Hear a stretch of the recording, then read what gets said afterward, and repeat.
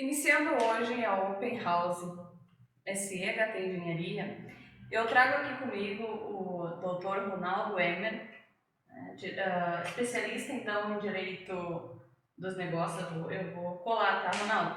E Direito Digital. O tema abordado hoje, Ronaldo, ele advém da necessidade de trazer para as pessoas mais conhecimento a respeito de matrícula, de transcrição, porque existe uma dificuldade até mesmo na consulta, de saber o que é matrícula, o que é transcrição. Então, a intenção de hoje aqui da gente fazer essa discussãozinha aqui é mais ou menos em trazer explicações do que é a averbação, né? A própria interpretação, a transcrição, que eu tinha já iniciar agora falando da diferença de transcrição e matrícula, trazer também um olhar técnico, né, de ponto de vista de engenheiros e também de segurança jurídica do ponto de vista, então, de advogados. Okay? Então, primeiramente eu quero agradecer a oportunidade por esse convite, de estar aqui presente. E sim, Jack, esse tema é muito importante, transcrição e matrículas. E já a gente abordando desse assunto, falando um pouquinho de transcrição, que ela surgiu, digamos, de uma forma primeira do que a matrícula lá nos anos 70, 73, 75, que começou então a existir propriamente a matrícula. Porque antigamente a transcrição era manuscrita, por isso desse nome. E quando as pessoas faziam uma compra e venda de um imóvel, ou quando envolvia algum tipo de alguma negociação, a transcrição era arquivada e gerava sempre um número novo. E aí, com o passar do tempo, com a necessidade das pessoas e com o próprio surgimento do registro de imóveis, então nasceu, digamos assim, a matrícula. E a matrícula, eu compreendo, ela é tipo uma certidão de nascimento, porque consta todas as características do imóvel, desde a sua origem e conta todo o histórico do imóvel, né? Então é importante sim a existência da matrícula. E até fazendo um paralelo, né, que eu acho importante, Jaqueline, conforme o tempo vai passando, as tecnologias vão evoluindo, a gente fala que em transcrição, que ainda existe hoje na prática, alguns casos ainda, se a gente for pesquisar no registro de imóveis, está lá uma transcrição, que precisa uma regularização para transformar, digamos assim, em matrícula. E atualmente também nós temos a questão das tecnologias novas que estão evoluindo. Nós não sabemos ainda se vai ser mantida as matrículas, que eu acredito que sim, ou vai surgir um novo nome.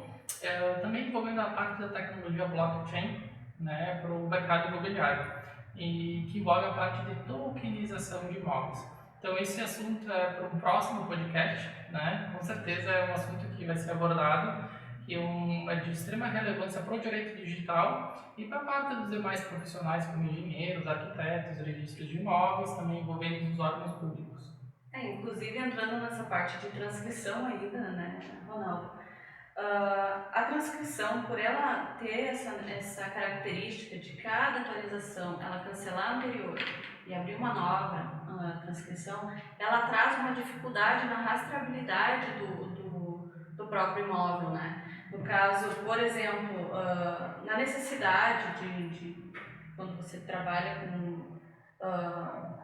com transmissão, por exemplo, de herdeiros, entre herdeiros, né?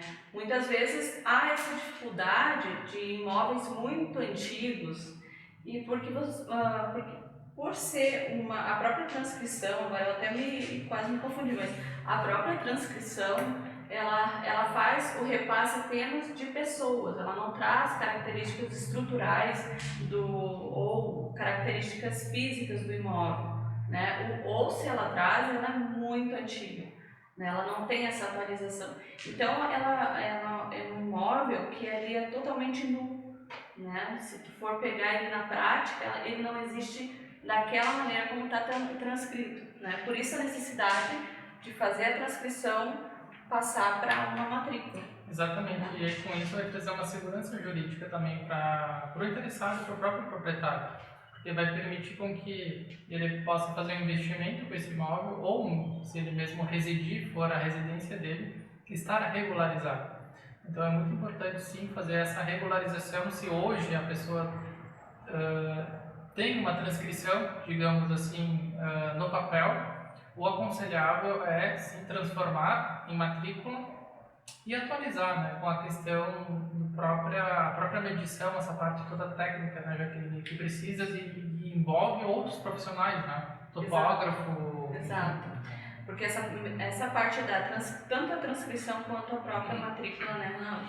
Quando tu vai fazer a matrícula, por exemplo, ela não é somente uma atualização da transcrição ou de dados. A matrícula em si, para ela poder ser hoje registrada, né, ela tanto tem um olhar jurídico, né, com relação às averbações, se o imóvel realmente é do possuidor da transcrição antiga, ou se não é mais, quanto na parte da engenharia, onde a gente tem NBRs específicas. Hoje, antigamente eles faziam as medições com trena, né? A trena, ela tem erros de trena que a gente chama de flecha ou barriga de trena, né? O que seria isso? São erros de medições. Talvez para imóveis pequenos isso não dá muita diferença, né, Ronaldo? Mas tu pensa num imóvel grande. Exato. Porque as transcrições tratam lá no início, quando começou a dividir as terras, né? Então tu pensa no tamanho do erro. Então praticamente um case que eu mesmo já resolvi, eu tive que pegar a transcrição mais antiga que teve, a gente teve que redesenhar todo o lote, pegar todas as matrículas das partes do lote que foram vendidas e depois fazer toda a atualização do plano diretor, porque mudou os referenciais todos. Ou seja, essa necessidade que hoje tem do georreferenciamento, né? Ou seja, tu pegar pontos de satélite para marcar um local de posse tua hoje é o mais aceito, por quê?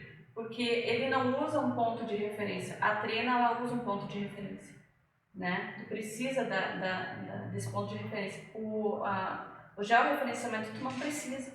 Se acontecer, Deus o livre, né? Um desastre que acaba perdendo toda a referência local, tu consegue, pelo mapeamento geográfico, dizer, não, essa parte de terras eram minhas, né? Então isso facilita essa rastreabilidade. E essa outra parte do blockchain, a gente tem que fazer um podcast, sim, né, Ronaldo? Porque as coisas vão mudando, né? O conhecimento, a necessidade hoje de tu ter que fazer um registro de imóvel, né? Tu fazer uma assinatura digital, não sei se isso quer dizer alguma coisa, Sim. Mas dá vontade de parar tudo e falar só disso, Exatamente, né? dessas atualizações que a gente vem vivenciando, e é uma transformação, né, que como foi lá nos anos 90 na internet, eu acredito muito que essa transformação voltada para o mercado imobiliário também vai trazer muitas novidades e muita coisa nova que nós, profissionais, engenheiros, arquitetos, registro de imóveis, tabeliães e o próprio jurídico vai ter que estar todo mundo aliado com isso para poder oferecer maior segurança para os clientes, para as pessoas interessadas nos negócios. Então, acredito que, como a gente está falando de transcrição do passado, a gente está falando da transcrição das matrículas que existem hoje e da possibilidade de existir uma nova modalidade de negociação envolvendo esse tipo de tecnologia. Inclusive a parte de registros públicos, né? Tem que mudar toda essa legislação de registros Exato. públicos. Na verdade, eu digo que não seria mudar de fato, mas se adaptar e atualizar. Claro que pode surgir uma regulação específica para determinado assunto para dar mais segurança. Porque hoje em dia muita lei existe, mas na prática ela não é aplicada, né? Então não é que não pode mudar ou pode engessar o negócio, não. A gente espera, por isso que nós, como conhecedores do jurídico, vocês conhecedores da parte técnica, tem que trabalhar todo mundo em conjunto para que a legislação ela não ingesse o negócio. Tem que existir, ok? Tem que existir uma regulação, mas não que trave o negócio. Inclusive, não só, a gente vê isso adentrando também na parte jurídica, a gente já vê isso com contratos, né? Hoje tu pode fazer contratos digitais, né, com assinatura digital. Os contratos eletrônicos, né? Exato. E daí entra na seara da assinatura digital, assinatura eletrônica. né, aquela validação da ICP Brasil também, né, que os cartórios Exatamente. exigem essa autenticação para dar uma segurança jurídica. Então está em constante transformação, né? Inclusive, eu queria dar uma chamada aqui, gente. A gente vai tentar chegar a mais ou menos umas 1000 curtidas desse vídeo. E também pedir para vocês entrarem e participarem pelo YouTube aqui, tá, gente? Trazendo perguntas, porque são assuntos que eles são gigantescos. Para vocês verem, nós começamos aqui conversando, já estamos adentrando, né, na parte de registro. Então isso é interessante para vocês, é interessante para nós também, a gente ter a visão do que vocês têm de dúvidas, porque é interessante vocês saberem o que é uma matrícula, o que isso pode, o que uma assinatura, o que uma averbação errada que não foi corrigida, minha casa não foi averbada, isso pode trazer algum problema. Existe uma casa averbada na minha matrícula e não foi retirado, isso pode me trazer problema. Tem uma... eu estou comprando um imóvel e não está no nome específico do dono que está me vendendo, né? Dentre outros, que o doutor pode dar exemplos aqui, que é o universo dele, que é o universo imobiliário também, né, doutor? Exatamente. E aí surgem muitas dúvidas, às vezes, a própria existência de um contrato de compra e venda, né, Joaquim? Porque eu vejo alguns clientes, ou mesmo na prática, né, algumas pessoas podem até confundir contrato de compra e venda, um contrato particular, uma escritura e uma matrícula. São 3 etapas diferentes numa aquisição de um imóvel. Então, nessa questão de compra e venda, as pessoas, né, que é comum fazer um contrato já de compra e venda, promessa de compra e venda, um contrato particular. E as pessoas também chamam de contrato de gaveta. Por que de gaveta? Ele é assinado a próprio punho, às vezes com reconhecimento de firma para dar mais segurança de que é a pessoa que está assinando, mas não é um requisito para ter um contrato particular. E aí ele fica guardado na gaveta, por isso desse nome. Só que aí a pessoa não tem a propriedade do imóvel, porque não teve o registro. Ela tem a posse, como a gente fala. Então, o contrato de compra e venda, ele gera no mundo jurídico um direito de obrigação, que a gente fala, é o direito obrigacional. Então, a pessoa que tem um contrato de compra e venda, ela tem a posse e um direito obrigacional que dá segurança para ela, nessa questão de uma compra e venda de imóvel. Bom, eu quero ter a propriedade desse imóvel. Então, é aconselhável fazer uma escritura pública, né, no tabelionato, e a pessoa, claro, tem a questão dos impostos e emolumentos envolvidos. E com a escritura, muitas pessoas pensam, bom, eu fiz a escritura, eu já tenho a propriedade. Não, você tem que levar a registro na matrícula, no registro de imóveis.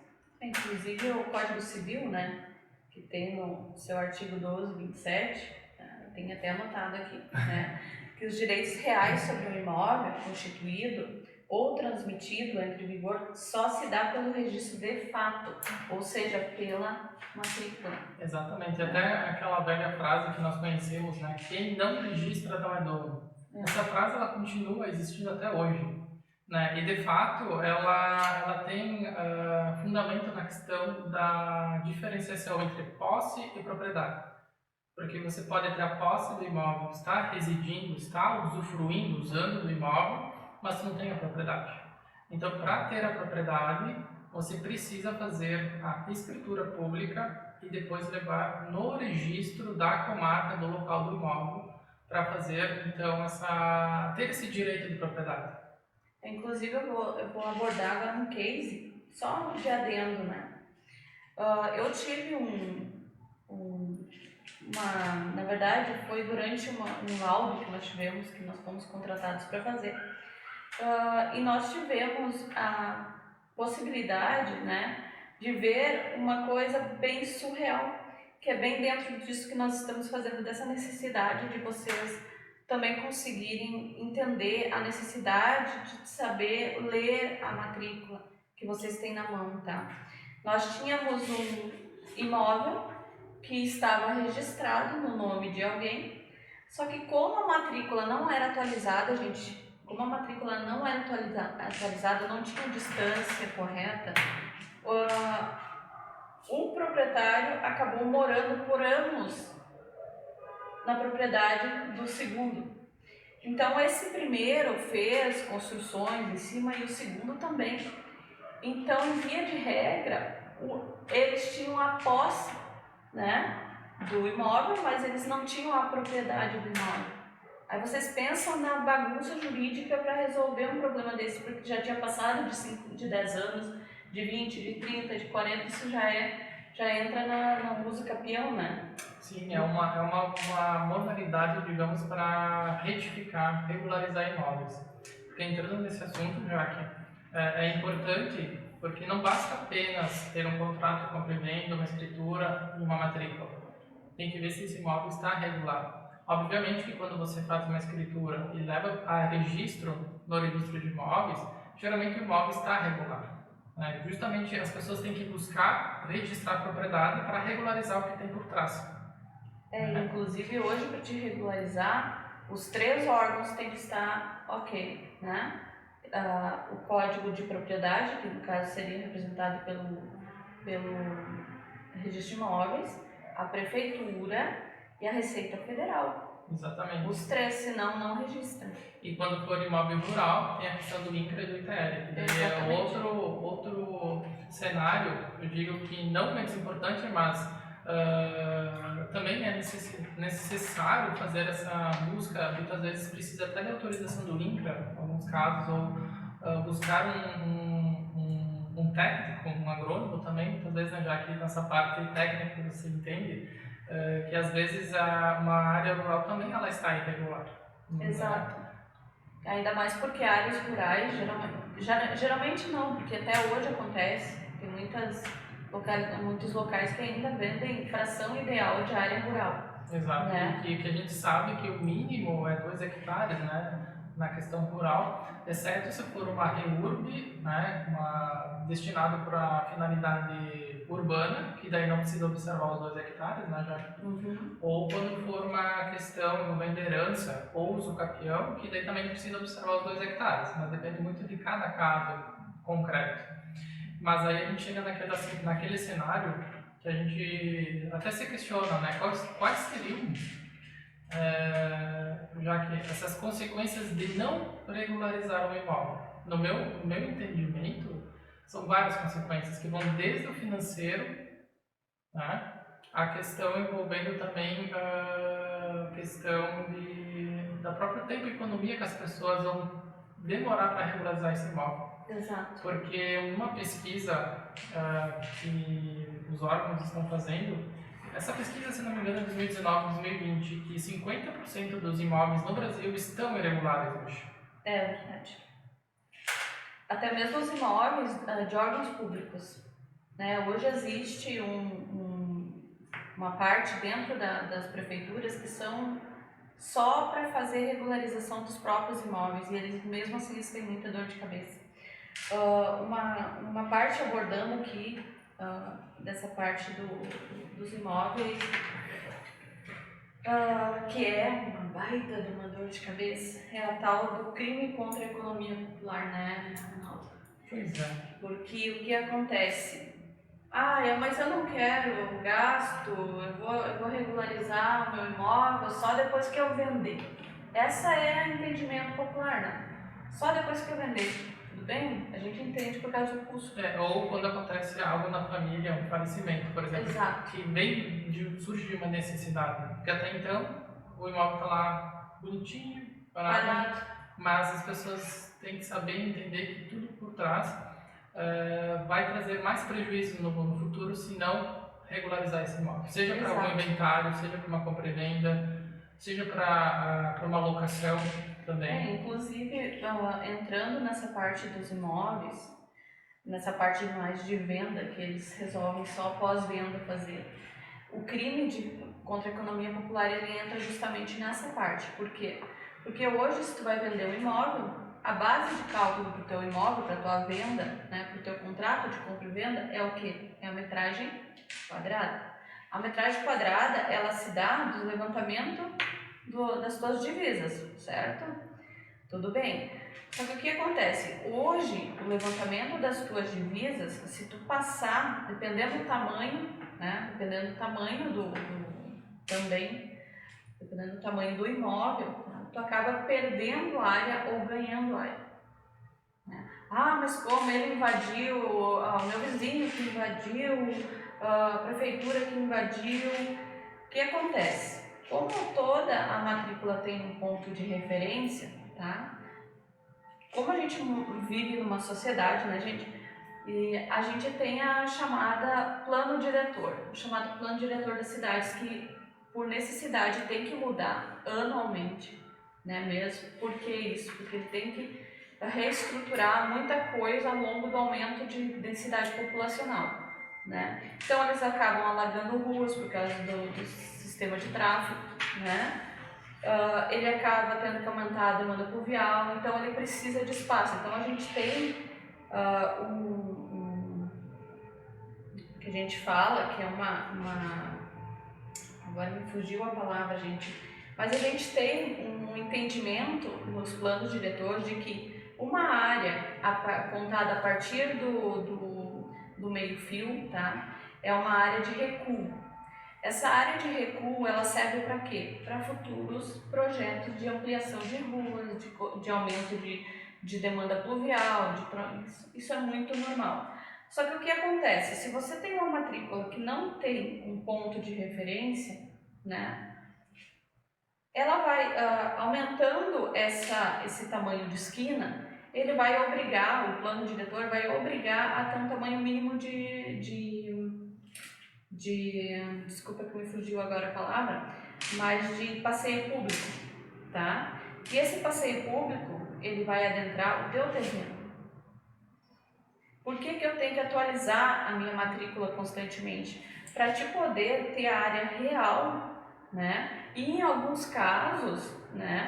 Alguns casos, dependendo do tamanho da área e a função social, né? Essa atualização de matrícula acaba sendo instantânea. Tu acaba nem sabendo para que é, né? A prefeitura vai lá e toma esse pedacinho, né?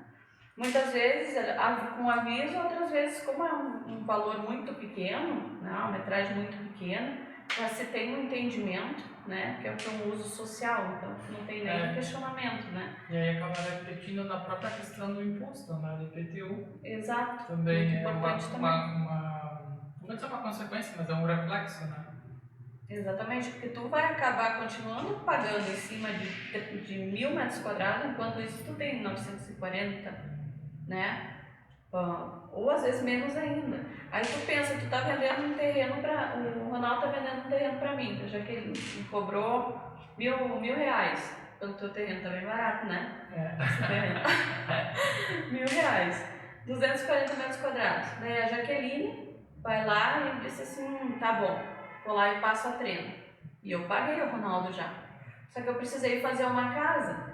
Só que eu quero uma casa, a prefeitura disse o seguinte, não, tu não pode fazer uma casa desse tamanho, porque o terreno não é desse tamanho, a gente passou a treina lá, tá menor. E aí tu vai ter que gastar com correção de projeto, um monte de coisa, tu vai brigar com quem? Com o Ronaldo? Eu vou brigar com o Ronaldo, né? Porque, Ronaldo, tu me vendeu um tamanho e tem outro. E aí tu pensa no teu de cabeça, então vale a pena pensar, fazer essa provisão de quando poder fazer essa... Eu até digo o seguinte, ó, mandou para um setor imobiliário para vender o teu terreno, já entra com o pedido, né, para corrigir a matrícula, né? Vamos cortar mão pela raiz. Caso venda, né, já está tudo dentro dos conformes. E não só isso, atualização de ruas também. Matrículas que estão com o nome de ruas errados, né? E é bem comum, né, essa questão de... Bem comum. Digamos, a necessidade da atualização, porque disso vai acabar valorizando ainda mais o imóvel, se ele está regulado. Porque também, conforme aquela pesquisa, estudos que comentam que mais de 50% dos imóveis estão irregulares, na mesma pesquisa ela conta que os imóveis irregulares eles têm uma perda de cerca de 30% do seu valor. Olha só, 30% é muito? É bastante. É bastante. Aí se tu fizer colocar também o custo de TBI, isso tudo é cash que vai, Exatamente. né? Eu queria pedir agora, Ronaldo, para a gente pegar seguindo esse mesmo termo, né? A gente pega ali da importância da leitura, da interpretação da matrícula com relação às averbações. Então, eu pedi para te falar um pouco sobre isso. É bem importante, né? Porque muitas vezes a matrícula, ela, como eu falei no início, ela é uma certidão de nascimento, ela consta todo o histórico do imóvel. E aí é importante as pessoas interpretarem e quando existir dúvidas, buscar auxílio até jurídico, ou com a própria imobiliária, com os corretores de imóveis também, né? São extremamente importantes nessa questão envolvendo compra e venda de imóveis, de olhar de forma subjetiva da primeira parte, digamos assim, o nome de quem comprou, de quem vendeu, a questão da qualificação das partes hoje é um problema, porque os registros de imóveis exigem a atualização, por exemplo, se a pessoa é solteira, se é casada, o regime de bens, porque isso tem tudo reflexos no mundo jurídico. Porque se não tiver certo essa parte, pode implicar no futuro. Uma separação, um registro de um falecimento. Então, interpretar a matrícula é de extrema importância, mesmo essas questões básicas, porque depois disso tem que ir para a questão técnica, que é a parte que envolve a Jaqueline. A metragem do imóvel, nesse assunto que você falou, né? A questão dos vizinhos, que são os lindeiros, se tem alguma passagem de energia elétrica, enfim, são N situações técnicas que muitas vezes tem algum termo diferente lá e a pessoa às vezes não procura entender ou compreender aquilo. Mas o que mais chama atenção, que a gente até faz um alerta, são as averbações e registros. Porque muitas vezes existe uma averbação de um processo judicial. Aí a pessoa olha aquilo, não compreende, não entende, ou talvez não busca alguma informação. Por isso que é importante a pessoa buscar pessoas especializadas, como imobiliários e corretores de imóveis, e eles também, quando sentem necessidade, eles têm que buscar o auxílio jurídico para dar segurança para o cliente, seja vendedor, comprador do imóvel. E muitas vezes aparece questões, por exemplo, vou exemplificar para a gente trocar ideias. Quando existe na matrícula o nome, uma verbação de patrimônio de afetação, que isso envolve os condomínios e construtoras, né? Então, é muito importante quando a pessoa vai adquirir um imóvel, principalmente na planta, procurar entender se existe essa cláusula na matrícula do imóvel. Mas o que seria essa cláusula? Ela, digamos assim, dá uma segurança de que a obra, dívidas da construtora ou dívidas das pessoas envolvidas, elas não vão influenciar nessa construção do imóvel. Exato. Uma falência, por exemplo. Se a construtora falir, quem comprou o imóvel tem o direito de ter aquele imóvel, não pode perder, porque justamente essa cláusula ela é uma barreira para que as dívidas da construtora ou da administração, enfim, não se envolva com a pessoa que está comprando. Inclusive, Pra quem tá até essa adquirindo. parte de patrimônio de afetação, acho que a gente podia fazer um podcast só disso, né? Nos próximos, se vocês derem um like lá, né, gente? Dá um like, né? E mandem as suas perguntas também, não tem problema, pode ser que a gente nem abordou aqui sobre matrícula. Exato. Né? Porque as dúvidas são gigantescas, mas vocês fiquem à vontade para expor, porque é isso que a gente quer. A gente quer que vocês estejam cada vez mais habituados a olhar uma matrícula, porque isso facilita para nós, né? Exatamente. Essas coisas básicas, ela facilita para o profissional, né? Exato, e é um mundo vasto, né? Porque existem várias averbações em certas matrículas que a pessoa muitas vezes fica confusa, né? Eu digo assim, como ela apresenta todo o histórico, muitas vezes pode existir uma informação de uma indisponibilidade da próprio imóvel, seja por um